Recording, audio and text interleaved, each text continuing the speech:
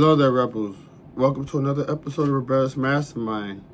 And today, I'm going to be showing you guys a quick conversion of a 1970 rowboat that I converted to a bass boat. And it was a nice little project. Hopefully, you guys will get a lot from it. I'm going to get into it. Alright guys, so you can see right here, I got this old 1970s rowboat, aluminum. It was in really bad shape. I pretty much, first thing I did was I sanded it. Not sanded it, I'm sorry. But I power washed that baby. I did inside first, and I still had to do outside power wash. Then I ended up sanding it so I can get all the grime out of there, so I can, spray paint it and everything. As you can see, I'm gonna give you a quick rundown on how I actually got this to this whole process. First things first, guys, you're gonna have to go to Home Depot or Lowe's or your local hardware store, whichever one's closest. So what I did is I went to Home Depot. Made sure I did my measurements. You want to make sure you measure the bottom. You want to measure, get all your measurements so you know how much wood you need. And I went in there. I went and got PT, pressure treated wood, which can withstand water, all that good stuff, the rain, if you don't keep it covered. But you want to make sure you cover it. But besides that, you want to go to Home Depot, get that. And then I also got some marine grade carpeting from Home Depot, which I'll show you in the final results.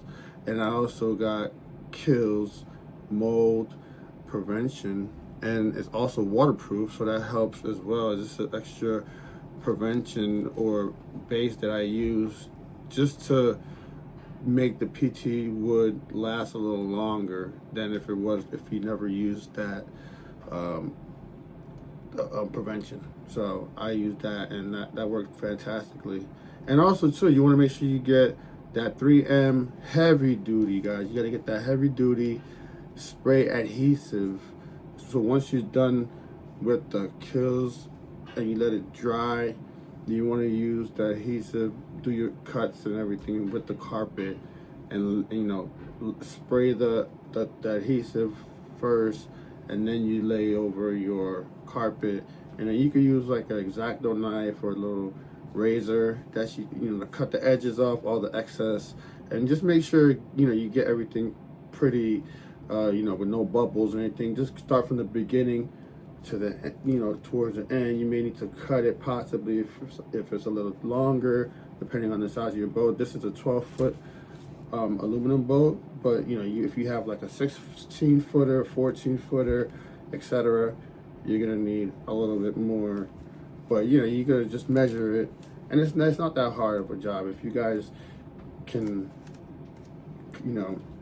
cut paper mache, this should be not that hard. All right, guys, so let's see the final results. All right, guys, so this is the final product.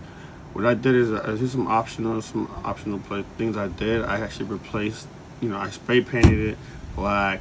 I put storage in the bottom. I put a battery holder for the back. I have a little storage so I can put my pump, paddles. I put an 18 horsepower outboard motor and a Minn Kota trolling motor.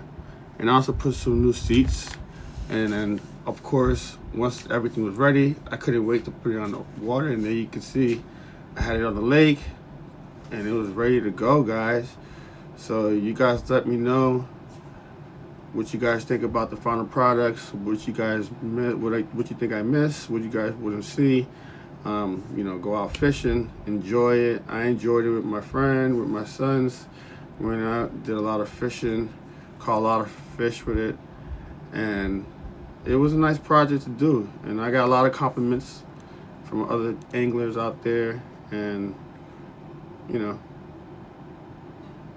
I was satisfied. Let me know what you guys think, about this. And if there's anything, like I said, I didn't cover or miss, let me know in the comments. And don't forget, guys, to like, share, and subscribe so we can help this grow And stay rebels, guys.